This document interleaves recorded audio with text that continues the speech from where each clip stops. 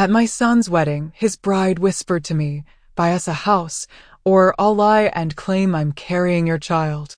I calmly stood up, slipped my hand into my pocket, and then pulled out something that made her scream. The wedding was canceled. My son called me one day, breathless, overjoyed. He was getting married. But that call wasn't a celebration. It was the first tremor of an earthquake that nearly swallowed my family whole. What came next was a level of manipulation and betrayal I wouldn't wish on my worst enemy. The fabric samples lay scattered across my desk, burgundy and navy swatches for the Scottsdale showroom, squinting under the fluorescent lights. It was just a quiet Thursday afternoon, the kind of day business hums along without crisis. Then my phone rang. Dad, are you sitting down?" Kevin's voice hit me like electricity. My son never called during work hours unless something had gone seriously wrong. My heart jumped. "What's wrong?" I straightened in my chair, my mind racing through possibilities. Accident, job loss, health crisis. "Nothing's wrong, Dad. Everything's perfect." His words tumbled over each other, breathless with excitement. "Jessica's pregnant. We're getting married 2 weeks from Saturday. I know it's fast, but when you know, right?" The samples slipped from my fingers, scattering across the desk. Kevin. My son, who'd stumbled through 3 failed engagements in his 20s, who'd spent the last 5 years avoiding commitment like the plague. Pregnant? Married? My mind struggled to catch up. "Kevin, that's..."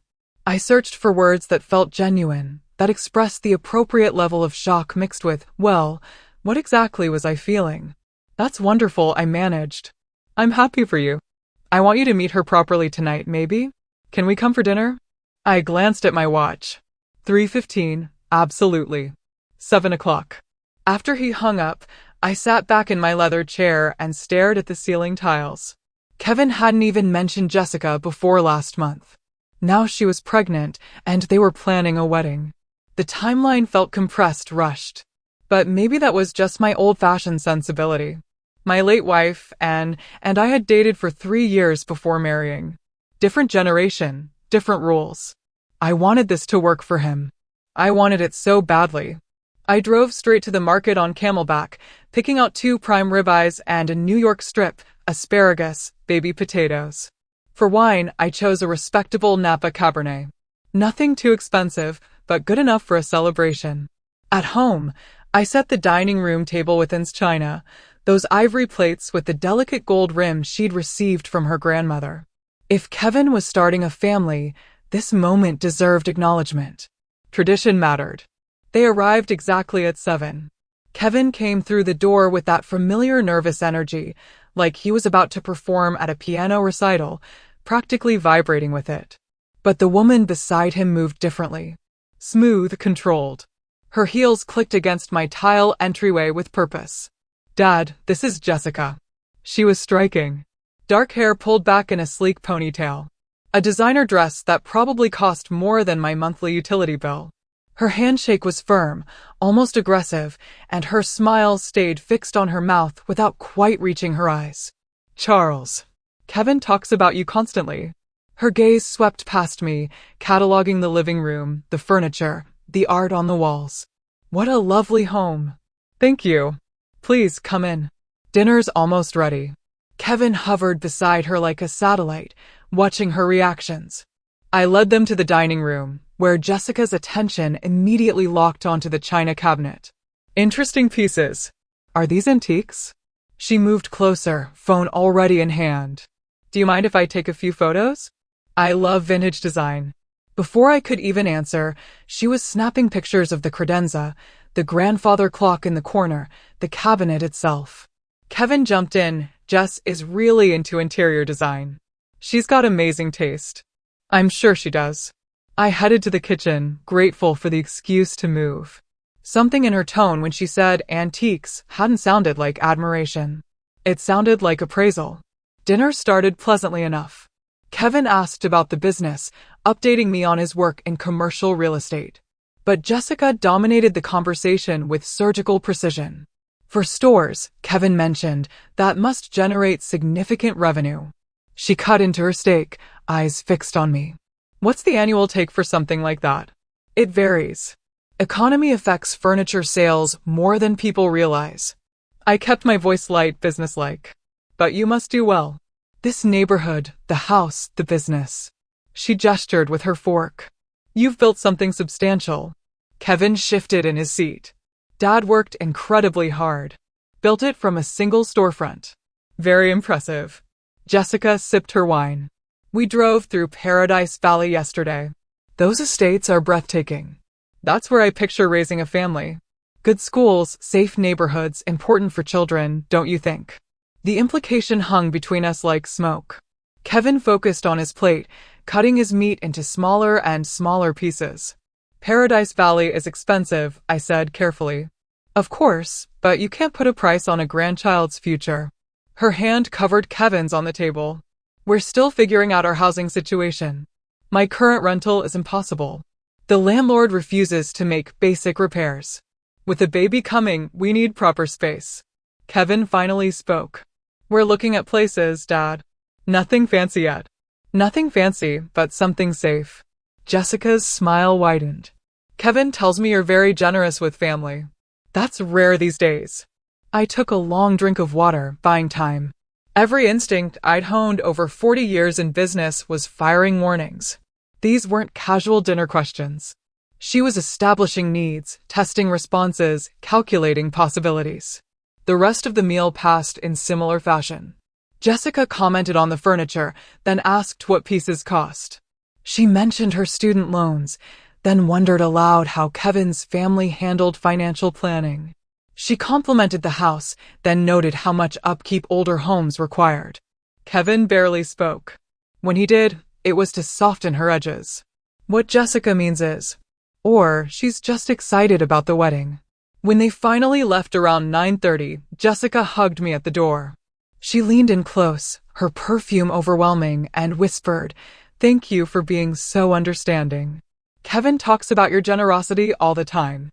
We're lucky to have you." Kevin's hug was quick, distracted. He seemed eager to leave. I stood in the doorway, watching their taillights disappear down the street. Jessica's head was already bent over her phone, illuminated by the screen's glow. Inside, I cleared the table slowly, rinsing and china by hand, though the dishwasher would have been easier. My hands moved through the routine while my mind replayed the evening. The way Jessica photographed my home without asking, the pointed questions about money, about real estate, about my generosity. Kevin's silence, his hunched shoulders, the way he avoided my eyes. I told myself it was nerves, wedding stress. But my gut, the same instinct that had saved me from disastrous business partnerships, from bad investments, from deals that looked perfect on paper but felt wrong, was screaming. Something about her eyes when she looked around my home. She wasn't seeing a family house where her child's grandfather lived. She was doing math. I woke at 6 o'clock Friday morning after 3 hours of fractured sleep. Every time I drifted off, I saw Jessica's face across my dining table, heard her voice asking about revenue and real estate. The coffee maker gurgled while I sat at the kitchen table, staring at the chairs where they'd sat 12 hours earlier. The details wouldn't leave me alone. The way she'd held her phone when photographing the credenza, not like someone admiring furniture, but like someone cataloging inventory. Her questions hadn't been conversational. They'd been reconnaissance. And Kevin's expression, that hollow, defensive look I'd seen before. 3 years ago, when Rachel had controlled every aspect of his life. History repeating while I watched it happen. By 10 o'clock, I was at my office, but the inventory report sat ignored on my desk. I opened LinkedIn on my computer and typed Jessica Simons Phoenix into the search bar. Her profile appeared polished and professional, spa manager at Desert Serenity Wellness Center. Photos of her at charity events, smiling beside other volunteers, glowing recommendations from colleagues. Everything looked legitimate. I scrolled deeper. Older posts, comment sections on photos, tags from other users. Patterns emerged. 2 years ago, dinner at Bourbon Steak with my generous boyfriend. 3 years ago, photos at exclusive restaurants with different men in each one. Comments from someone named Amanda kept appearing. Another rich one. "You're so lucky, sis." Another rich one. The word stuck like a barb. Not another great guy or another keeper. Rich, that was the qualifying characteristic. I stared at the screen, my chest tight. This felt invasive, ugly. But Kevin was my son, my only child. If someone was targeting him, if she was targeting him, I needed to know. My phone sat on the desk. I picked it up 3 times before finally scrolling through my contacts to Marcus Jennings. We'd met at business networking events, crossed paths at charity fundraisers. He worked in credit verification services. We weren't friends exactly, but we were cordial. The conversation was brief and uncomfortable. Marcus, I need a favor. Unofficial. It's about my son's fiancée. He didn't ask why. Give me her information. Marcus called back at 4:30. Charles, this is off the record. Completely unofficial. Understand. I understand. Jessica Marie Simons. Current address, Tempe, but that's recent. Previous address was a luxury complex in Scottsdale. She was evicted 11 months ago for non-payment. Rent was $2,800 monthly. I wrote the numbers down, my handwriting sharp and precise. She's carrying $43,000 in credit card debt across 7 different cards, all maxed. 2 collection agencies have filed legal actions. She started bankruptcy proceedings 8 months ago, but never completed them. The pen stopped moving. $43,000. Marcus continued, classic pattern, Charles. Living beyond means for years. The income she reports doesn't match the spending. Not even close. After I hung up, I sat motionless in my office chair. $43,000 in debt, evicted from a luxury apartment, 2 lawsuits. None of this appeared on social media, where every photo showed designer clothes and expensive dinners and weekend trips to Sedona. The pregnancy announcement, the rushed wedding, the Paradise Valley comments during dinner. She wasn't marrying Kevin. She was marrying access to money she thought he had, or more accurately, money she thought I had. By the way, if you're still with me on this unbelievable journey, make sure to hit that subscribe button. More stories like this are coming, and you won't want to miss them. ***, I called Kevin at 6:15 after business hours, when I knew he'd be home. I'd rehearsed the conversation in my head, planning to stay calm and rational. Son, we need to talk about Jessica. Have you checked her financial background? What? His voice immediately sharpened. What are you talking about? I had someone look into her credit history. Kevin, she has substantial debt, over $40,000. She was evicted from her previous apartment. There are collection agencies. You what? The explosion came through the phone like a physical force. You investigated her? You called in favors to spy on my fiancé. Kevin, listen to me. She has 7 maxed credit cards, 2 active lawsuits. This is serious financial trouble, and with a baby coming. How dare you? His voice cracked. Do you have any idea how controlling this is? How invasive? I'm 35 years old, Dad. I don't need you vetting my life like I'm some teenager. I'm trying to protect you. These are facts. She was paying rent she couldn't afford. She's buried in debt. You can't stand seeing me happy. You never approved of anyone I dated. Rachel, Michelle, Sarah, you found problems with all of them. This isn't about approval. I kept my voice level, fighting to stay calm.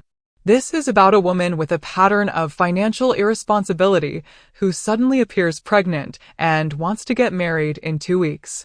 Kevin, please, just think about the timeline. You just can't stand the thought of me being happy with someone you didn't choose. His words came out ragged, wounded. You never could. I should have known you'd find a way to ruin this. Kevin, don't call me again. The line went dead. I sat there with the phone in my hand, staring at the darkened screen.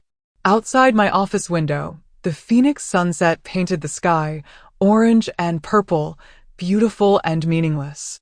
I pulled up Jessica's Instagram again on my computer. Every photo showed luxury designer handbags, expensive restaurants, weekend trips to California wine country, spa days, jewelry. None of it matched a spa manager's salary. None of it made sense unless someone else was paying, or unless she was hunting for someone who would pay. The pregnancy test could be real or manufactured. The rushed wedding ensured minimal time for questions. The Paradise Valley comments were anchors, establishing expensive expectations early. Kevin's defensiveness kept interference minimal. She'd done this before. Amanda's comment proved it. Another rich one. I opened my desk drawer and pulled out a legal pad, something I did when problems needed solving. At the top of the page, I wrote, Jessica Simons, what I know. The list grew. Debt amounts, eviction date, the timing of her relationship with Kevin, every pointed question from last night's dinner. When I finished, 3 pages were covered in notes. Kevin wouldn't listen. That was clear. He'd chosen his side, and it wasn't mine, which meant I had 2 weeks before the wedding. 2 weeks to find proof she was targeting him. 2 weeks to stop this before she destroyed my son. I clicked back to her Instagram, studying each photo with new eyes. Somewhere in this carefully curated performance was the truth. Somewhere was evidence. I just had to find it. A week had passed since Kevin hung up on me. 7 days of silence that felt like months. I'd left voicemails, 8 of them. The first 2 were calm, rational explanations of the credit report. By the 4th, I was pleading. By the 7th, I stopped trying to sound composed. None were returned. Thursday afternoon, I drove past Kevin's apartment in Tempe. Jessica's white BMW sat in his parking spot like a territorial marker. I circled the block twice before forcing myself to leave. Marcus called Wednesday with more information, his voice reluctant. Charles, I shouldn't tell you this, but Kevin maxed out his savings account. $47,000 gone for the wedding. That's not all. He took out a personal loan. $35,000 at 18% interest, just for the reception venue. I sat in my office holding the phone long after Marcus hung up. $82,000. Kevin's entire safety net, plus debt that would take years to clear, for a wedding that would last 4 hours. The invitation arrived in Saturday's mail. Heavy cardstock, embossed lettering, my name in elegant script. The Phoenician Resort, Scottsdale. Ceremony at noon, February 22nd. I searched the venue online. Their wedding packages started at $80,000. Premium upgrades, the kind Jessica would demand, pushed costs well past 6 figures. The math wouldn't work. Kevin's salary, his savings, the loan, none of it covered what I was seeing. Someone had guaranteed additional expenses. Monday morning, I called the resort's event coordinator, my voice casual. I'm inquiring about availability for my daughter's wedding. What does the Powell ceremony on the 22nd include? The woman's enthusiasm poured through the phone. Oh, the Powell wedding is beautiful. Premium everything. Open bar with top-shelf selections, live orchestra, imported French roses, chef's tasting menu for 200 guests. They spared no expense. I thanked her and ended the call, my stomach hollow. Kevin was drowning and Jessica was piling stones in his pockets. That night, I sat at my kitchen table, typing messages to Kevin on my phone, deleting them, typing again, deleting. Son, please call me back. Delete. Kevin, I'm worried about your finances. Delete. I love you and I'm sorry. Delete. Everything sounded either controlling or pathetic. I sent nothing. Wednesday afternoon, my phone buzzed with a text from an unknown number. Charles, it's Jessica. We need to talk privately before the ceremony. It's important for Kevin's sake. Can we meet? I stared at the message for 10 minutes, reading it over and over. She was making a move, but toward what? My instinct, the same sense that had kept me from ruinous business deals for 40 years, screamed that this was negotiation, not reconciliation. I typed when and where. Her response came within seconds. Tomorrow evening, your house. Kevin thinks I'm meeting my bachelor at dinner. 7 p.m. Thursday morning, I drove to an electronics store on Bell Road. The clerk was young, enthusiastic. I need a recording device for business meetings, I told him. He showed me a unit the size of a USB drive. This model is excellent. 20 hours of battery, voice activated, so it only records when someone's talking. Clear audio up to 15 feet. Is it legal for recording conversations in Arizona? Absolutely. One-party consent state. As long as you're part of the conversation, you can record it. I bought it immediately.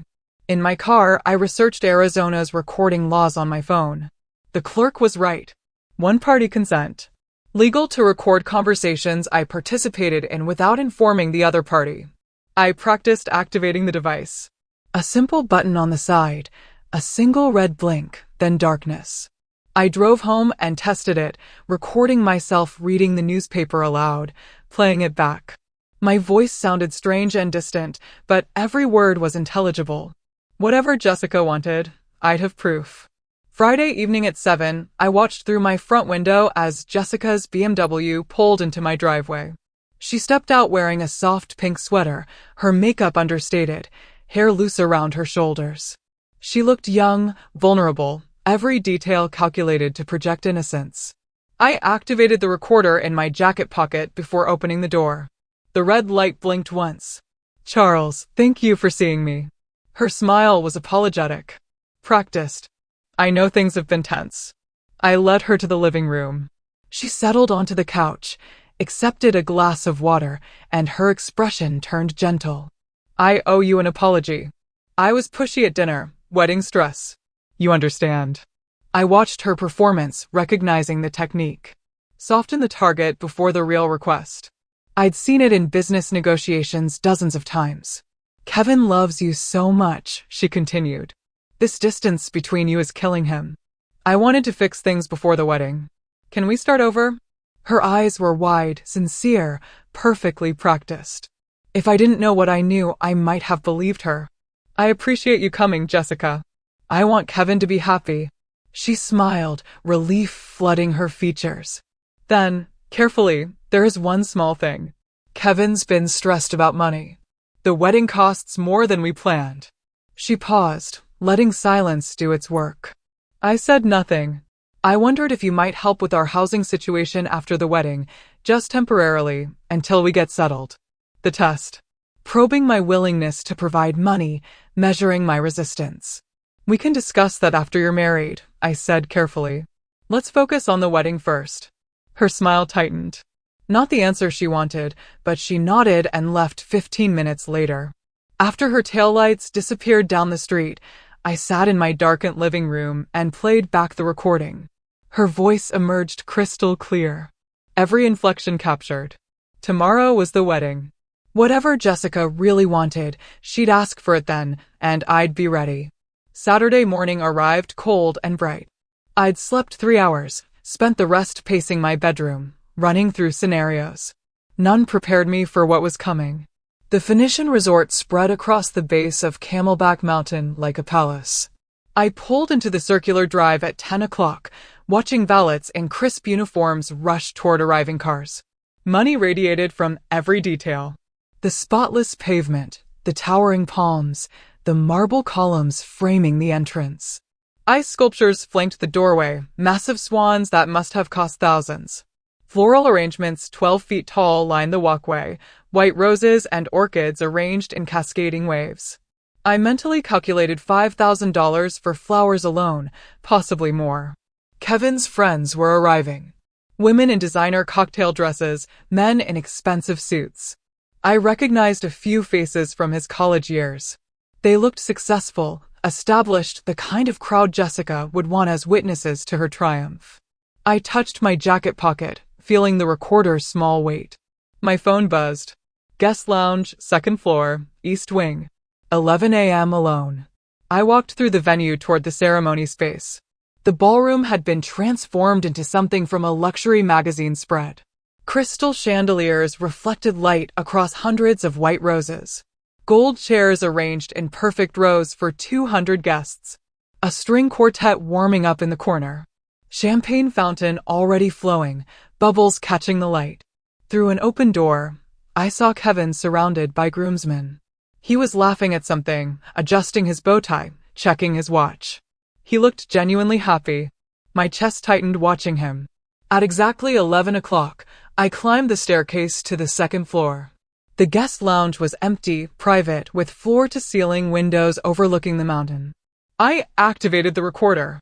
The single red blink confirmed it was working, and I slipped it back into my pocket.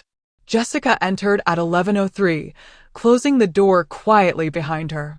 The wedding dress was stunning. Vera Wang, probably.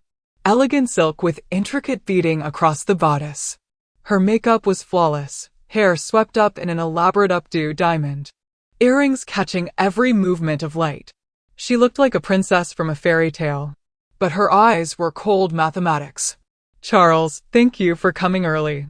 Her smile was warm, practiced. I know things have been difficult. I nodded, said nothing. She walked to the window, her voice casual. It's a beautiful day. Kevin's so happy. He wishes you two weren't fighting. I want him to be happy, I said carefully. That's all I've ever wanted. She turned, her smile never reaching her eyes. Then we should talk about how to make that happen permanently. The word hung between us like a suspended blade. Her tone shifted, businesslike now. Charles, let's be practical. Kevin and I need a house.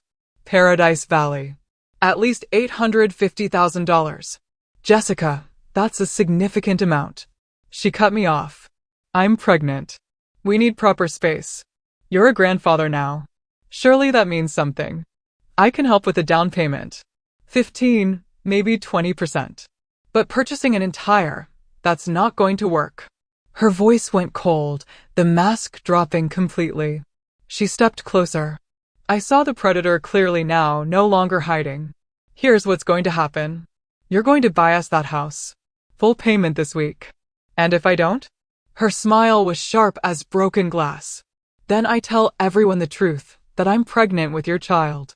Ice flooded my veins, but I kept my voice steady. That's absurd. No one would believe. She laughed, soft and vicious. Really?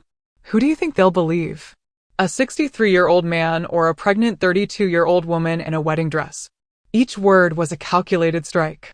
I'll tell them you tried to seduce me at that first dinner, that you've been sending me inappropriate messages for weeks, that when I rejected you, you tried to sabotage our wedding with fake financial reports. Kevin will never speak to you again. Your business reputation destroyed. Everyone loves a scandal. Furniture magnate preys on son's pregnant fiancé. That's front-page material. She paused, letting it sink in. Or you buy us a house, play the generous grandfather, and everyone's happy. Your choice. You have 60 seconds. The silence stretched thick and suffocating. I stood motionless. 3 seconds. 4. 5. Processing shock. Fury. The calculated cruelty of her entire plan. Then I spoke, my voice quiet and level. Jessica, you just made the biggest mistake of your life. Her smile faltered slightly. Excuse me. I reached into my pocket and pulled out the small recording device, held it up. The red recording light blinked steadily. Jessica's face drained of color, white as her wedding dress. What is that? Every word from the moment you walked in. She lunged forward, grabbing for the device, her voice rising to a shriek. Give me that. You can't. That's illegal. I pulled back, stepped toward the door. Arizona is a one-party consent state. Completely legal. You recorded me. You set me up. I opened the door. Jessica followed, still grabbing at my arm. Her composure shattered. I walked quickly down the stairs toward the ceremony hall. Her screams followed me. Charles, wait. Please, we can work this out. I didn't mean. Guests in the foyer turned, staring. I didn't stop. I entered the ballroom and walked straight to the sound technician near the string quartet. Connect this to your system. Play it now. The technician looked confused. Sir, the ceremony is about to. Do it now. Jessica rushed in behind me, mascara starting to run, face twisted with panic. Kevin appeared from the groom's room, his expression confused. Dad, what's happening? The recording began. Jessica's voice filled the ballroom through crystal-clear speakers. Charles, let's be practical. Kevin and I need a house. Every guest froze. 200 people locked in horrified silence. The recording continued. Her pregnancy threat. The seduction accusation.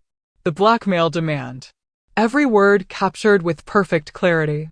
Kevin stood paralyzed, his face cycling through confusion, disbelief, recognition, horror.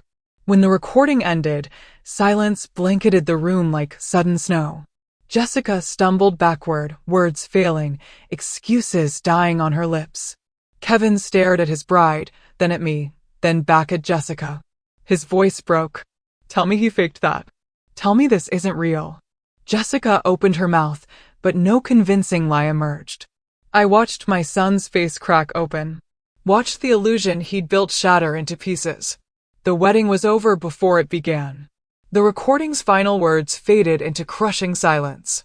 I watched Kevin's face cycle through emotions like channels flipping on a television: confusion, denial, desperate hope that somehow this was fake, that his father had manufactured evidence to destroy his happiness. Jessica broke the silence first, her voice rising toward hysteria. He edited that. He manipulated the audio. Charles, how could you do this?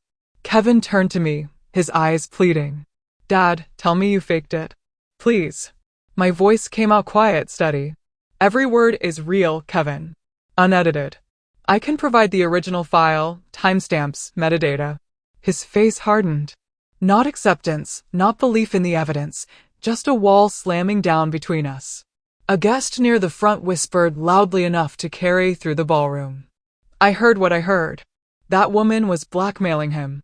Kevin moved toward Jessica, who had begun crying, real tears streaming down her face, mascara running in careful tracks. Perfect victim performance. She clutched his arm. Kevin, he's trying to destroy us.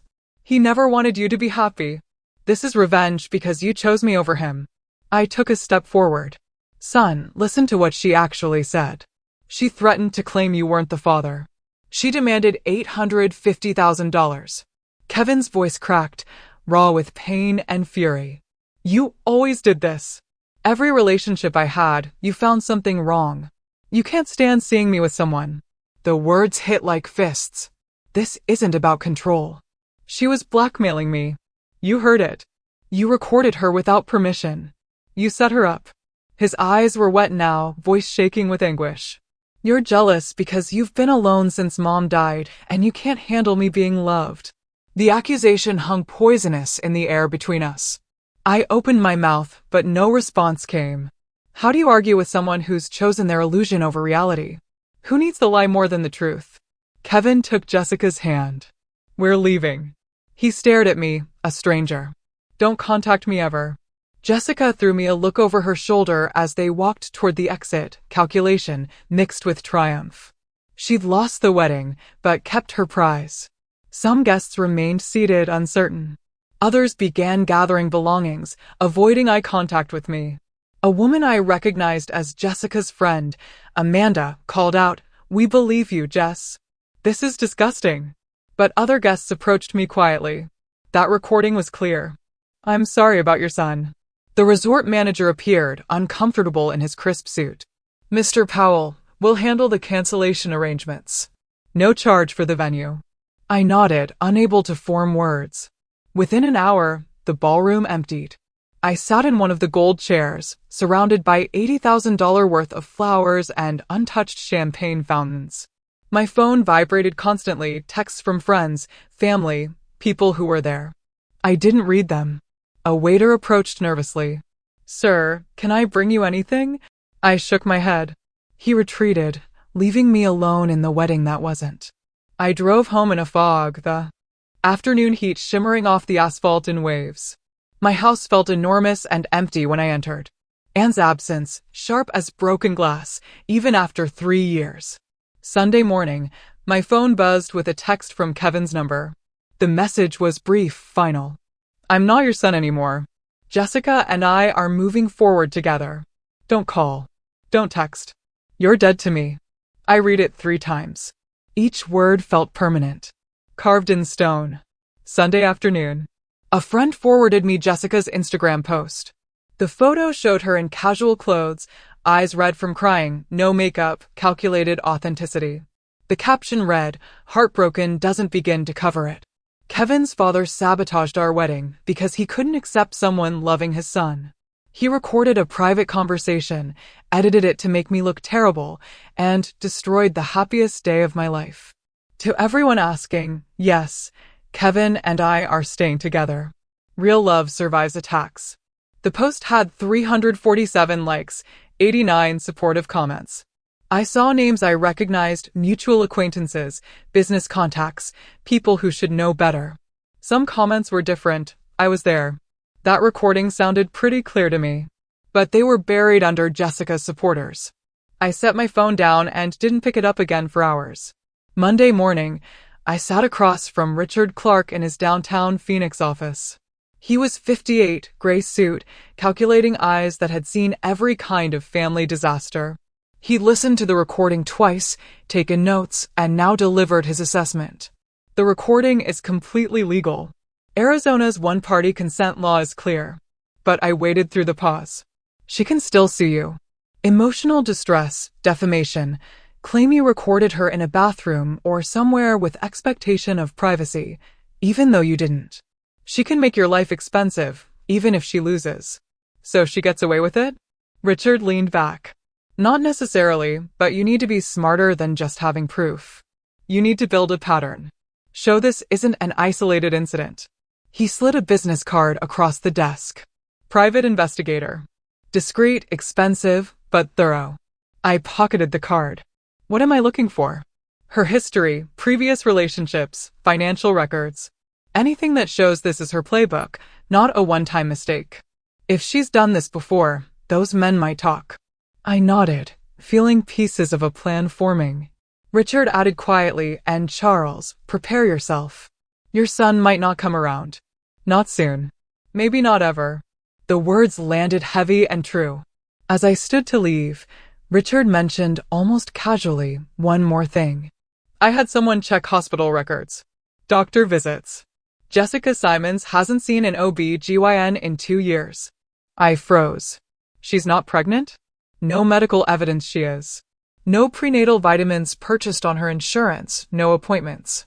Either she's lying or she had a very recent miscarriage she hasn't mentioned.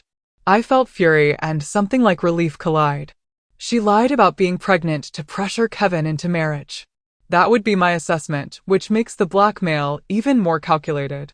She was building urgency around a fiction. I sat back down heavily. The cruelty of it. Using a fake pregnancy to trap my son settled over me like wet concrete. I left the lawyer's office, stepped into harsh Phoenix sunlight. I had evidence, a legal recording, proof of Jessica's manipulation. But Kevin still chose her. The victory felt like ashes. 3 manila folders spread across my desk. The private investigator's report on Jessica's past. First folder, Robert Green, 45, divorce tech executive from 2022. The PI found bank records showing Robert paid Jessica $75,000 after dating 6 months.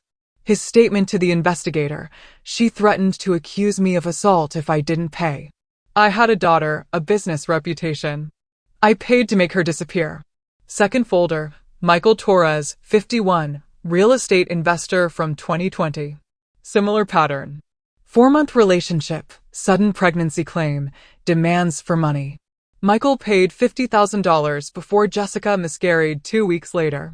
Third folder, David Chin, 48, restaurant chain owner from 2019.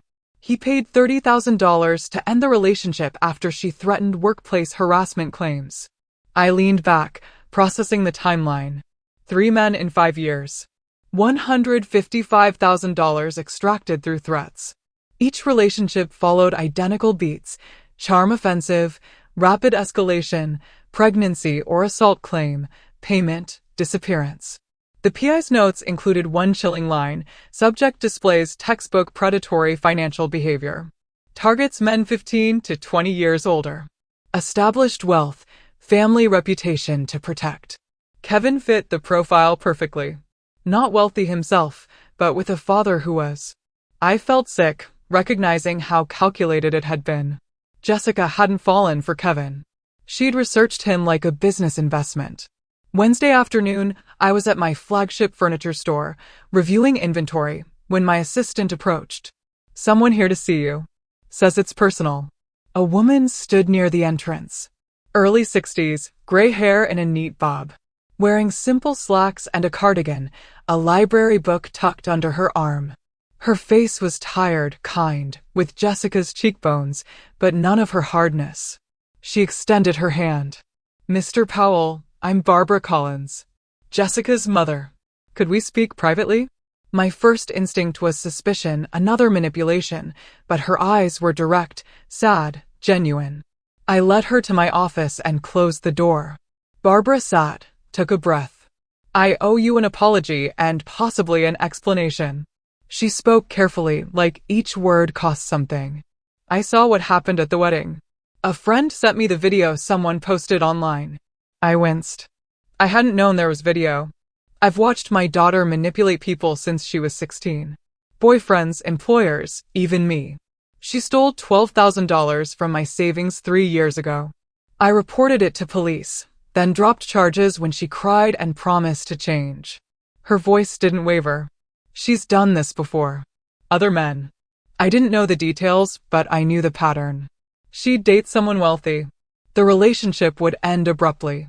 Suddenly, she'd have new furniture, new car, expensive trips. Why are you telling me this? I asked. Barbara met my eyes. Because you tried to protect your son, and he rejected you for it. I know that pain. Jessica pushed me away years ago. The only time she contacts me is when she needs money or an alibi. She paused. And because she's planning something else. I saw her text conversation with her sister, Amanda. I sat forward. What kind of conversation? Barbara pulled out her phone. Open screenshots. Amanda left her phone at my house last month. I looked. I know it's wrong, but I needed to know what Jessica was doing. She handed me the phone. The text thread between Jessica and Amanda read like a criminal blueprint. Asterisk Jessica. Kevin's broke now, but his dad's loaded. The recording is a problem, but I can work around it. Get Kevin to sue Charles for emotional damages.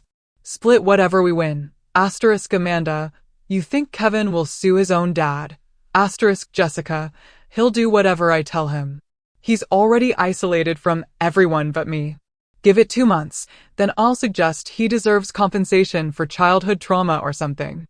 Make it about therapy costs. Asterisk, I read it twice, feeling cold fury build. I looked up at Barbara. You're giving this to me. Why? Her voice was quiet. Because I failed as a mother somewhere. I don't know where or when, but I created this, and I can't watch her destroy more lives. This is your daughter. Yes. And I love her. But I also know she won't stop unless someone stops her. You have resources to fight back. Kevin's in danger, even if he doesn't see it yet, she added. There's more. Email threads where Jessica discusses targets. A spreadsheet of men she researched, including income estimates. She treated your son like a business acquisition. I felt something shift inside me. Not just anger, but strategy forming. Barbara visited again Thursday morning at a coffee shop. I suggested neutral ground. She brought more evidence. Printouts of Jessica's social media from years ago. Deleted posts bragging about landing wealthy men. We sat for 2 hours, Barbara filling in gaps the PI couldn't access. I found myself talking about Kevin's childhood, my late wife. How hard I tried after she died. Barbara listened, shared her own story. Husband left when Jessica was 10. She raised both daughters alone on a librarian's salary. Jessica always wanted what we couldn't afford, Barbara said. I thought it was normal kid stuff. By the time I realized it was something else, it was too late. The conversation shifted from evidence to something more personal. 2 parents wounded by their children. Over the next week, Charles and Barbara met 3 more times. Initially to discuss strategy, share information, plan legal moves. But the conversations drifted. Books we'd read, Phoenix's relentless heat, the loneliness of empty houses. I noticed Barbara's careful intelligence, her quiet humor, the way she listened completely. She noticed my fairness, my restraint, despite having weapons to destroy Jessica legally. Neither of us named what was happening, but something was, our recognition, comfort, and shared damage. Friday afternoon, Barbara emailed me a file, Jessica's project spreadsheet. I opened it, felt my blood pressure spike. Column headers: name, age, net worth, STC, specific target characteristics, vulnerabilities, timeline, expected yield. Asterisk Kevin Powell, 35, $85,000 salary, but father owns 4-store business. Father guilt, isolated, desperate to prove independence. 6 to 8 months, $500,000. Outcome: 1. M&M, Asterisk 9 other names were listed above Kevin's, dates going back to 2018. Most had notes. Completed $75,000, completed $50,000, failed, too smart, failed, had prenup. I forwarded the file to Richard immediately. This wasn't just evidence. It was a confession. Barbara and I met at the coffee shop again Friday evening. I slid my laptop across the table, showed her Richard's response. This changes everything. We can pursue fraud charges, but we need to be strategic about when we reveal this. Barbara nodded slowly. What's the goal? Protecting Kevin or punishing Jessica? I considered both. Protecting Kevin comes first, even if he hates me for it. Barbara's hand rested briefly on the table near mine. Then we do this carefully. Together.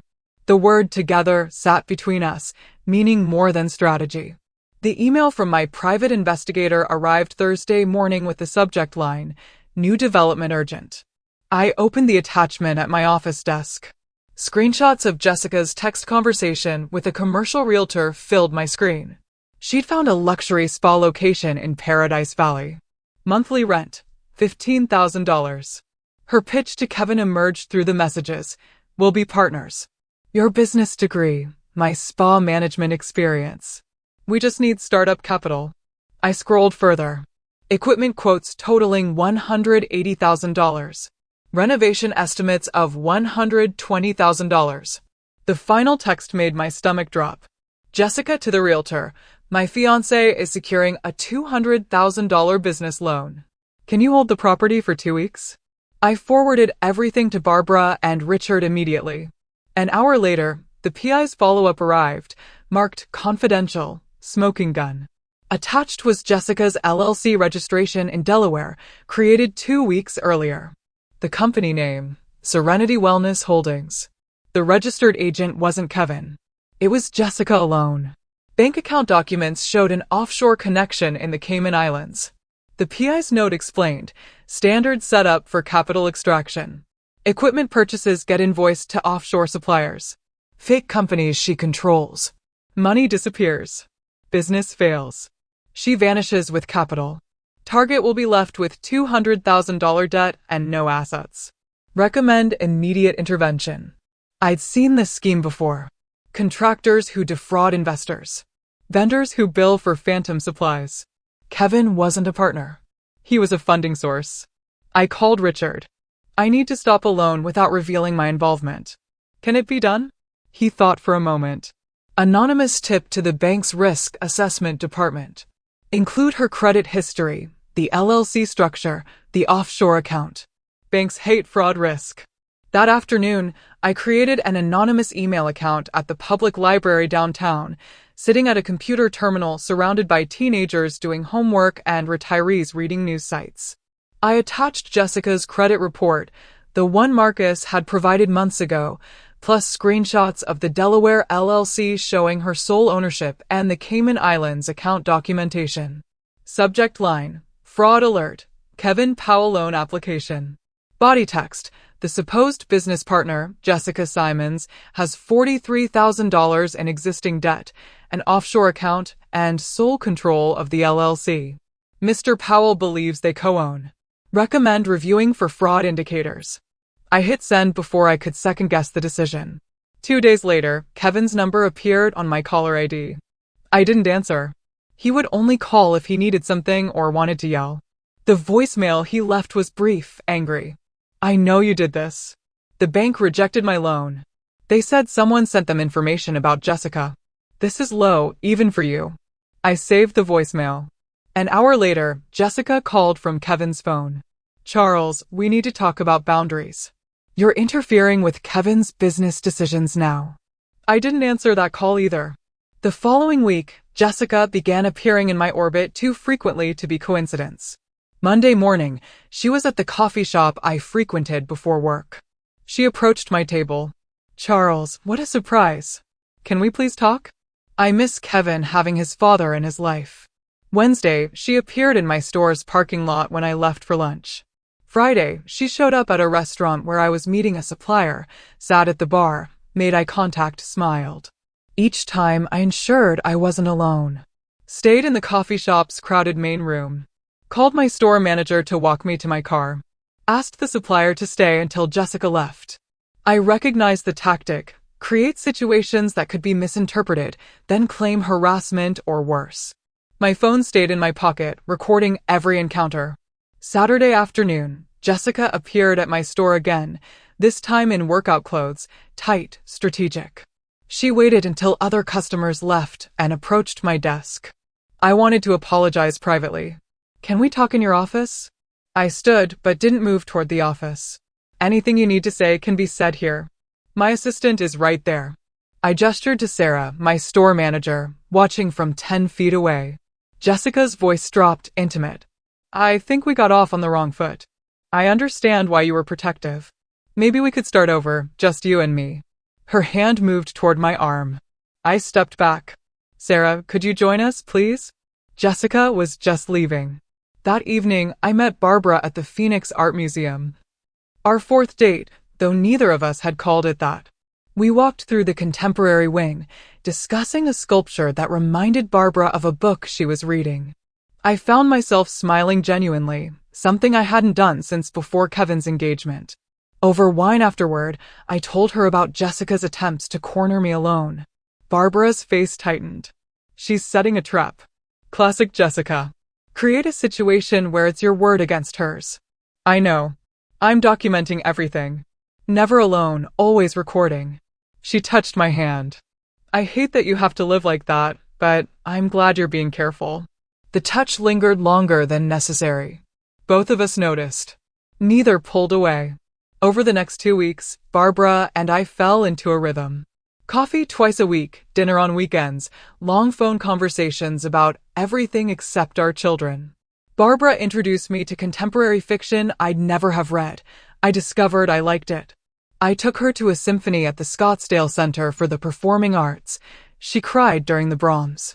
One evening at her townhouse, reviewing legal documents became background noise to conversation about our lives before the damage. I talked about my late wife, 8 years gone, how I'd stopped living and just maintained. Barbara shared about her ex-husband, the loneliness of raising difficult daughters alone. Neither of us said, "I'm falling for you," but both knew. Late one night, I sat in my home office, staring at the framed photo of Kevin from his high school graduation. My phone buzzed. Another blocked call. Probably Jessica. I thought about the PI reports, the bank intervention, the careful documentation of Jessica's seduction attempts. I was protecting my son, but Kevin saw it as warfare. The question gnawed, was I helping or just punishing? Barbara's text arrived. "Stop overthinking. You're doing what's necessary. Get some sleep." Sunday morning, Barbara and I met at our regular coffee shop. A corner table had become ours. She slid her phone across. "Amanda posted this yesterday. Read the comments." The Instagram post showed Jessica and Kevin apartment hunting. Caption: "New beginnings despite obstacles." Comments from Jessica's friends: "Your future FL is crazy. Can't believe he's still harassing you. Have you considered a restraining order?" I felt public opinion shifting against me. Barbara: "She's building a narrative, preparing for something bigger than seduction attempts." I met her eyes. "Let her come. Richard has everything documented. We're ready." The certified mail arrived at 9 a.m. on a Tuesday. I signed for it in my driveway. Recognized the law firm letterhead immediately. Civil complaint: Jessica Simons and Kevin Powell versus Charles Powell. I read it standing there, April sun already hot on my shoulders. The claims: intentional infliction of emotional distress, defamation, interference with business relations. Damages sought: $500,000. The narrative Jessica's lawyers constructed was polished. Defendant: motivated by jealousy and a desire to control his adult son, fabricated audio recordings, sabotaged business opportunities, and publicly humiliated plaintiffs at their wedding ceremony. I read it twice, feeling cold fury build. That afternoon, I sat across from Richard in his downtown office. He'd already reviewed the complaint, made notes in red ink across every page. "This is aggressive but sloppy," he said, tapping paragraph 3. "They're claiming the recording was fabricated. We have metadata, timestamps, audio forensic analysis proving authenticity. He flipped to page 5. They claim you sabotaged business opportunities. They'd have to prove you were involved in the bank's decision. Anonymous tip means no proof. Can they win? Richard leaned back. Win? No. Make it expensive and painful? Absolutely. Discovery will be invasive. Depositions, financial records, witnesses. Jessica's betting you'll settle to avoid the hassle. Not happening. Richard smiled. Sharp. Good. Because I've been preparing our counterclaim. Fraud, attempted extortion, blackmail. We have her previous victims willing to testify. The offshore account. Barbara's evidence. When we're done, Jessica won't be able to run this scheme again. I learned through a mutual business contact that Kevin had been fired. Not quit, despite what Jessica's Facebook post claimed. Mark called me reluctantly. Thought you should know. Kevin's been missing deadlines, arguing with everyone. Finally went off on his supervisor last week. They let him go. I tried to process this.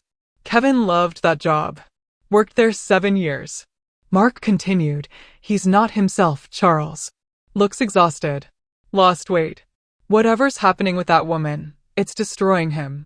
I hung up and immediately wrote an email. Son, I heard about your job. Please talk to me. Whatever you need, I'm here. This lawsuit doesn't change that I love you. I sent it to Kevin's personal email, his work email, his phone via text. All bounced back or went unread.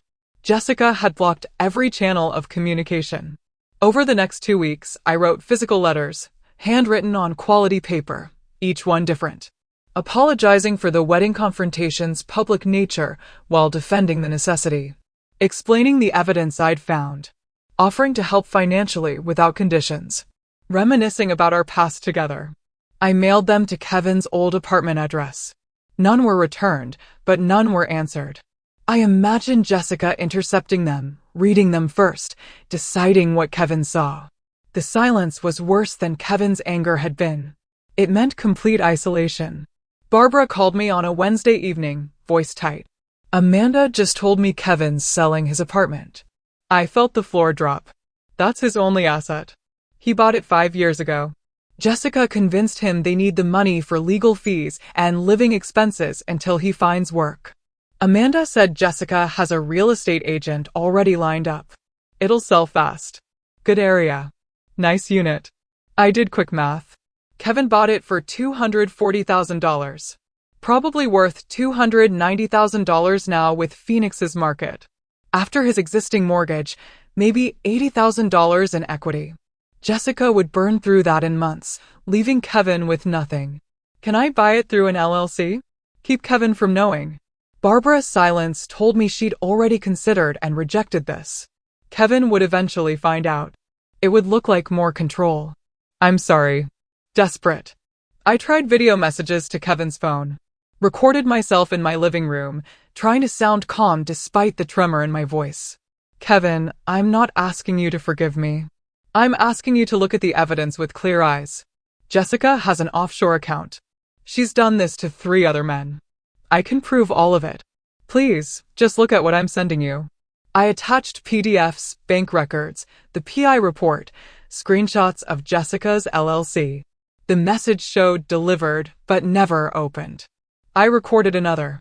I know you can't hear this. Jessica is blocking everything, but I need you to know. I would do it all again. The recording, the bank tip, everything. Because you're my son, and watching you be destroyed would kill me. I didn't send that one. Too raw, too desperate. Late April evening, I sat in my home office, surrounded by legal documents and evidence files. My phone showed the lawsuit timeline. Discovery starts in 3 weeks, depositions in 6. Kevin's life was imploding. No job, selling his apartment, drowning in debt, isolated from everyone except his manipulator. My intervention was supposed to protect Kevin. Instead, Kevin was worse off than before and blamed me for all of it. The question that had haunted me since February surfaced with new force. What if I'm wrong, not about Jessica? The evidence was overwhelming. But about the method. The public confrontation, the ongoing interference. Maybe some lessons can't be taught, only learned through pain. I drove to Barbara's townhouse without calling ahead. She opened the door, saw my face, and pulled me inside without questions. We sat on her couch, her hand in mine while I voiced the doubts. Kevin's life is falling apart. Maybe if I'd handled the wedding differently. Private conversation instead of public recording. Maybe if I'd let him take the loan, learn the hard way when Jessica disappeared. Barbara listened completely before responding. Jessica destroyed 3 other men's lives before Kevin. You had proof she was blackmailing you. What were your options? Pay her? Let her keep extracting money? But Kevin made his choices, she said firmly. You gave him information. He rejected it. You can't protect someone from themselves forever. She cupped my face. You're not cruel. You're not vindictive. You're a father watching his son make terrible decisions and doing the only thing you can. Building a record so when Kevin finally opens his eyes, there's proof. The truth doesn't stop being true because it's painful. I leaned into her touch, feeling something loose in my chest. That weekend, I met with Richard to finalize the legal response. He had prepared 2 versions, defensive and aggressive. Defensive keeps things quiet, Richard explained. Aggressive makes this very public, very ugly. Jessica's previous victims would testify. Her financial schemes get exposed in detail. But Kevin's name is attached to the lawsuit. He'd be dragged through it all. I stared at both documents. My son's signature was on the complaint against me. But my son was also a victim, manipulated into attacking his own father. I chose the aggressive option. Kevin needs to see the full truth, even if he hates me for it. Late that night, Barbara and I walked through her neighborhood, the desert air finally cooling. When this is over, the lawsuit, the exposure, everything. Kevin still might not forgive you, she said. I know. Can you live with that? I thought about the past 3 months, discovering Jessica's scheme, the wedding confrontation, losing Kevin, finding Barbara. My answer surprised me. Yes, because I'll know I did everything possible to save him, even if he never sees it that way. The Maricopa County Superior Court building rose from downtown Phoenix like a monument to order. All glass and concrete, fighting the June heat. I sat at the polished defense table beside Richard, watching Jessica's lawyer arrange papers with practiced confidence. Judge Morrison presided, mid-50s, sharp eyes, a reputation for demolishing frivolous lawsuits. Jessica's attorney, Davis, delivered his opening statement with theatrical flair. Charles Powell, jealous father, controlling manipulator, destroyed his son's happiness from pure spite. Kevin sat in the gallery behind Jessica, wearing an ill-fitting suit. He'd lost weight. His face was pale, unreadable. Barbara sat alone 3 rows back. Our eyes met briefly. She nodded, encouragement. Richard waited beside me with predatory patience. Yellow legal pad covered in notes.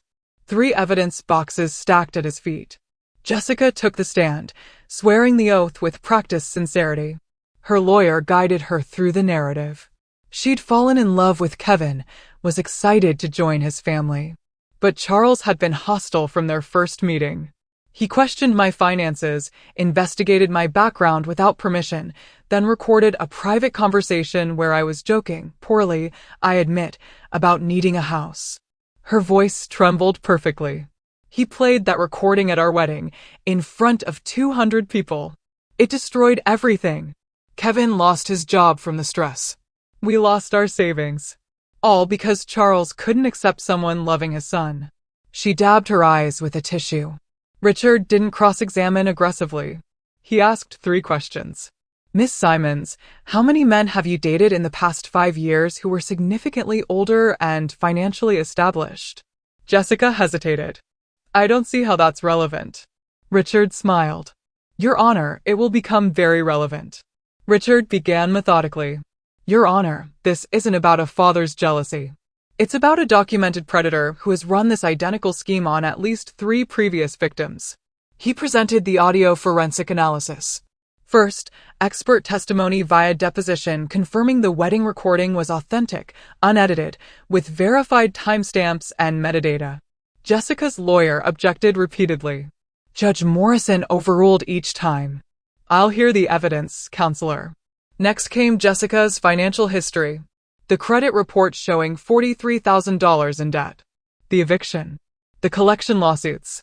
Then the Delaware LLC registration for Serenity Wellness Holdings, Jessica's name only, despite telling Kevin they'd be partners. The offshore Cayman Islands account opened 3 weeks before the spa proposal.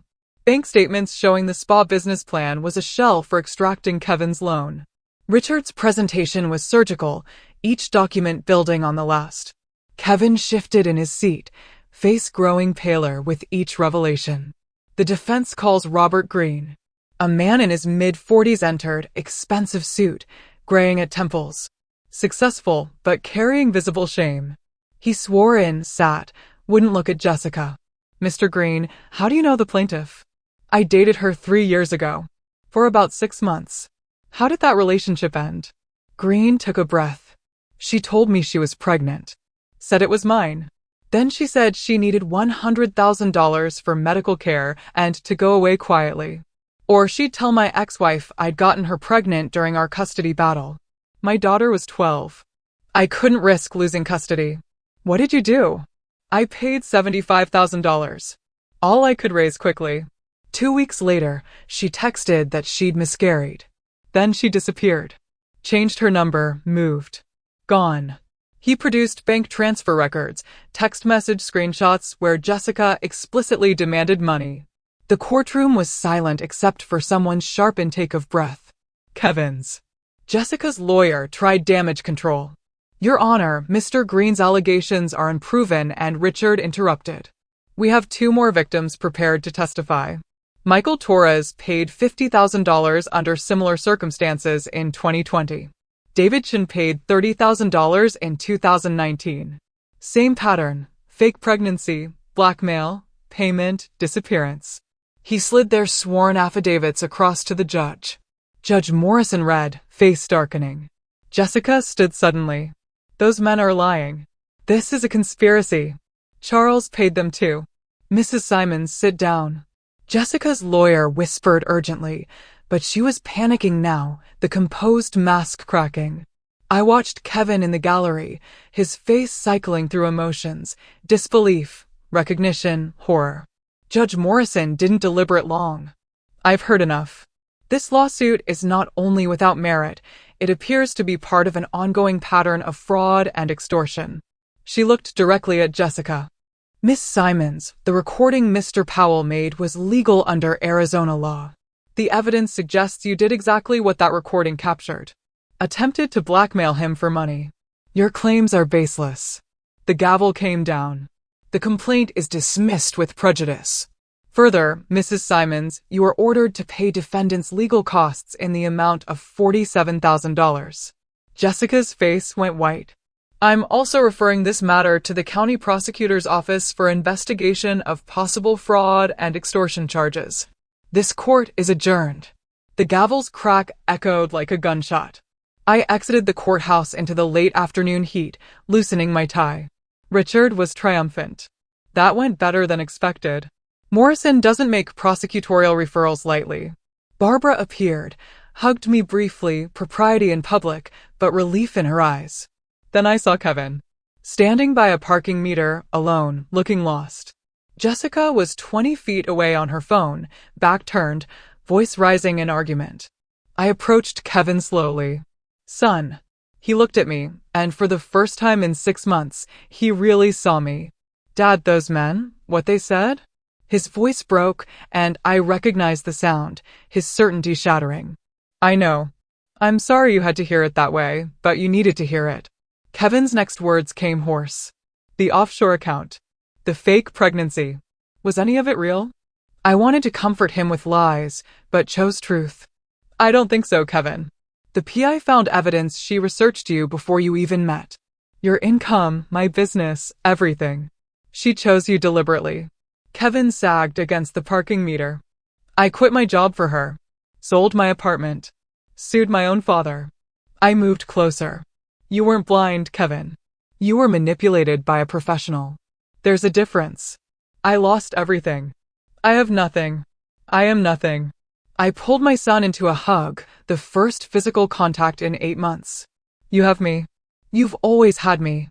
That never changed. Not once. Kevin broke then, sobbing against my shoulder like he hadn't since childhood. I held him, feeling something fundamental shift back into place. Inside the restaurant, Jessica looked up to see police officers approaching.